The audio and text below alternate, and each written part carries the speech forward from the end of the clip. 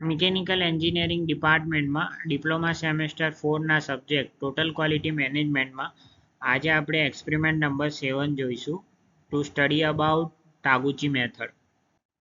Introduction.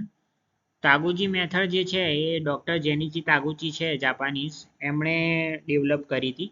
જે statistical approach છે આપણા જે quality and performance of product and processes છે એને ઇમ્પ્રૂવ કરવા માટેની આ એક અપ્રોચ છે. જે જેનિચી તાગુચી છે એમણે એક રોબોસ ડિઝાઇનના ફોર્મમાં આ સ્ટ્રક્ચરને બનાવ્યું હતું કે એ રીતે ડિફાઇન કરે છે કે જ્યારે આપણે પ્રોડક્ટની ડિઝાઇન કરીએ અથવા પ્રોસેસીસ થ્રુ મેન્યુફેક્ચરિંગ કરીએ તો જે રોબોસ ડિઝાઇન છે એ રીતે કામ કરે કે જે કન્ડિશન ગમે એવી હોય, ગમે એ રીતે ચેન્જ થતી હોય તો પણ જે આપણી સિસ્ટમ છે એ પરફોર્મન્સ કન્સિસ્ટન્ટલી આપી શકે. એટલે કે કોઈ પણ વેરિંગ કન્ડિશન હોય, જે રીતે કે ટેમ્પરેચર ચેન્જ થતું હોય, હ્યુમિડિટી ચેન્જ થતી હોય, ઓપરેટરમાં વેરિએશન હોય, તો પણ આપણી જે ડિઝાઇન છે એ એટલી રોબસ્ટ હોય કે આ બધાના વેરિએશન આવવા છતાં આપણી જે પ્રોડક્ટ છે એ ક્વોલિટી પ્રોવાઈડ કરી શકે. તો આ જે કન્સેપ્ટ છે એને આપણે રોબસ્ટ ડિઝાઇન કહીએ છીએ. જે મેન્યુફેક્ચરિંગની આપણે વાત કરીએ તો તાગુચી મેથડ્સ છે મોસ્ટલી જે વેરિએશન છે એને રિડ્યુસ કરવા માટે, ક્વોલિટીને ઇમ્પ્રૂવ કરવા માટે અને જે કોસ્ટ છે એને રિડ્યુસ કરવા માટે યુઝ થાય છે. કી કન્સેપ્ટ જોઈએ તો સૌથી પહેલા જે તાગુચી મેથડ છે એમાં કંટ્રોલ ફેક્ટર્સ એટલે કે એ પેરામીટર જેને આપણે એડજસ્ટ કરી શકીએ છીએ અથવા તો જેને કંટ્રોલ કરવું આપણા હાથમાં હોય, જે રીતે કે ટેમ્પરેચર, પ્રેશર, સ્પીડ, આ આપણે વેરી કરી શકીએ છીએ આપણી મરજી પ્રમાણે. સેકન્ડ છે નોઇઝ ફેક્ટર. હવે નોઇઝ ફેક્ટર એવા ફેક્ટર છે કે એવા વેરિયેબલ્સ છે કે પેરામીટર્સ છે જેને આપણે કંટ્રોલ નથી કરી શકતા.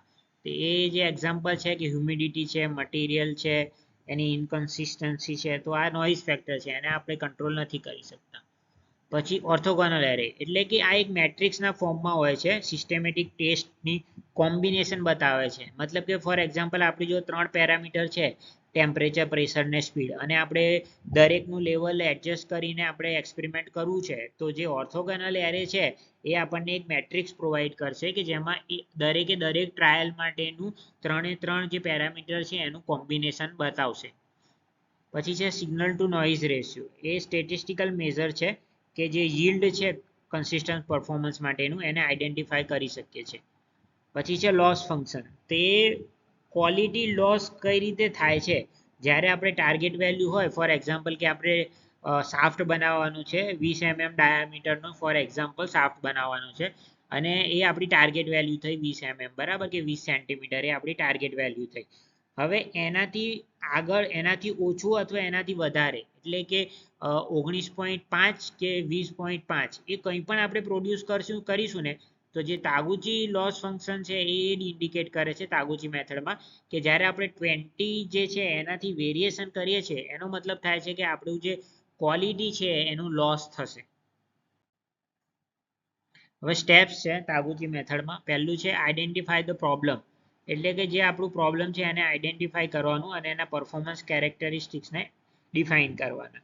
પછી જે કંટ્રોલ ફેક્ટર્સ છે એ આપણે આઈડેન્ટિફાઈ કરવાના અને એના લેવલ્સ આઈડેન્ટિફાઈ કરવાના. ફોર એક્ઝામ્પલ મશીન સ્પીડ હોય તો લો, મીડિયમ, હાઈ.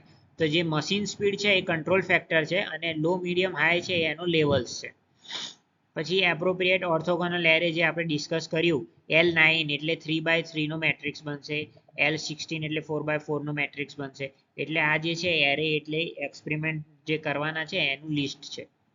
એના પછી આપણે જે એક્સપેરિમેન્ટ થશે એને કન્ડક્ટ કરવાના, બરાબર, SN રેશિયોને આઈડેન્ટિફાઈ કરવાનું, દરેક ફેક્ટરનું જે બી રિઝલ્ટ આવે એની ઇફેક્ટ શું થાય છે એ રિઝલ્ટને આઈડેન્ટિફાઈ કરવાનું. પછી જે એના બેઝ ઉપર ઓપ્ટિમલ લેવલ આપણને મળે કંટ્રોલ ફેક્ટરના, એને આપણે ફાઇનલ કન્સિડર કરી અને એનું જે વેલિડેશન એક્સપેરિમેન્ટ છે એ આપણે કન્ડક્ટ કરાવવાનું. એપ્લિકેશન જોઈએ તો machining processes, turning, milling, drilling, optimisation, બરાબર. હવે આ એપ્લિકેશનનું શું કહેવા માંગે છે કે જ્યારે આપણે ટર્નિંગ ઓપરેશન કરતા હોય તો ફોર એક્ઝામ્પલ ટર્નિંગ ઓપરેશનમાં કયા પેરામીટર્સ ઇન્વોલ્વ હોય, તો ફીડ છે, ડેપ્થ ઓફ કટ છે, બરાબર, સ્પીડ છે, આ બધા ત્રણ ફોર એક્ઝામ્પલ 3 ફેક્ટર છે હવે આપણે જ્યારે ઓપ્ટિમમ વેલ્યુ ફાઇન્ડ કરવાની હોય કે આ ત્રણની ઓપ્ટિમમ વેલ્યુ કઈ છે જેનાથી આપણું ટર્નિંગ ઓપરેશન છે એ જે બી આપણો ક્રાઇટેરિયા છે કે સરફેસ ફિનિશ પ્રોડ્યુસ કર્યું છે કે પ્રોડક્શન રેટ સારું રાખવું છે, એ જે બી ક્રાઇટેરિયા હોય એને મળવું જોઈએ.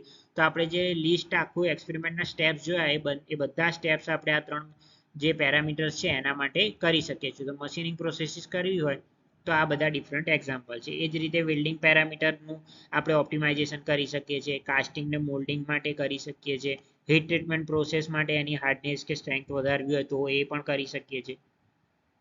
ડિઝાઇનને ઓપ્ટિમાઇઝેશન કરવી હોય પ્રોડક્ટ ડેવલપમેન્ટમાં તો પણ આપણે તાગુચી મેથડનો યુઝ કરી શકીએ છીએ. આપણે એક એક્ઝામ્પલ લઈને સમજીએ કે ઓબ્જેક્ટિવ આપણું એ છે કે સરફેસ ફિનિશ છે ટર્નિંગ ઓપરેશનમાં એને આપણે ઇમ્પ્રૂવ કરવી છે, બરાબર. આ આપણું ઓબ્જેક્ટિવ છે. કંટ્રોલ ફેક્ટર આપણી જોડે છે કટિંગ સ્પીડ, ફીડ રેટ ને depth of cut. Orthogonal array થયું L9 એટલે ત્રણ ફેક્ટર છે કટિંગ સ્પીડ, ફીડ રેટ ને ડેપ્થ ઓફ કટ ને આપણે 3 લેવલ લીધા છે ત્રણેયના એટલે 3x3 એટલે L9 ઓર્થોગોનલ એરે થશે. હવે જ્યારે ઓપ્ટિમલ સેટિંગ આપણે આઈડેન્ટિફાઈ કરી તો જે આપણે પેરામીટર્સ હતા આપણા કંટ્રોલ ફેક્ટર એ છે કટિંગ સ્પીડ, ફીડ રેટ ને ડેપ્થ ઓફ કટ, બરાબર. તો જે ઓપ્ટિમલ સેટિંગ આપણે આઈડેન્ટિફાઈ કરી એમાં શું આઈડેન્ટિફાઈ કર્યું કે જે કટિંગ સ્પીડ છે એ હાઈ હોવી જોઈએ, ફીડ રેટ છે એ લો હોવી જોઈએ અને ડેપ્થ ઓફ કટ મીડિયમ હોવું જોઈએ. તો એનાથી આપણું જે સરફેસ ફિનિશ છે ટર્નિંગ ઓપરેશનમાં એ સૌથી સારું હશે, બરાબર. તો આ રીતે તાગુચી મેથડનું યુઝ કરીને આપણે ઓપ્ટિમમ વેલ્યુ ફાઇન્ડ કરી શકીએ છીએ કોઈ પણ ડિફરન્ટ એપ્લિકેશન માટે, બરાબર. તો તાગુચી મેથડ છે સિસ્ટમેટિક ને એફિશિયન્ટ અપ્રોચ છે જે આપણે ઓલરેડી ડિસ્કસ કરી ચૂક્યા છે. જે આપણે ડિફરન્ટ ડિઝાઇન પેરામીટર છે કે ઓપ્ટિમાઇઝેશન માટેના પેરામીટર છે એ આપણે ઓપ્ટિમમ વેલ્યુ ફાઇન્ડ કરી શકીએ છીએ. એટલે સ્ટેટિસ્ટિકલ ટૂલ પણ આને કહી શકીએ છીએ કારણ કે જે નંબર ઓફ ટ્રાયલ જ્યારે વેરિયેબલ્સ વધતા જાય ને ત્યારે તાગુચી મેથડની જે ઓર્થોગોનલ એરે છે ને એ એવી રીતે એવા કોમ્બિનેશન આપણને આપે છે જેનાથી નંબર ઓફ ટ્રાયલ્સ છે એ આપણે રિડ્યુસ કરી શકીએ.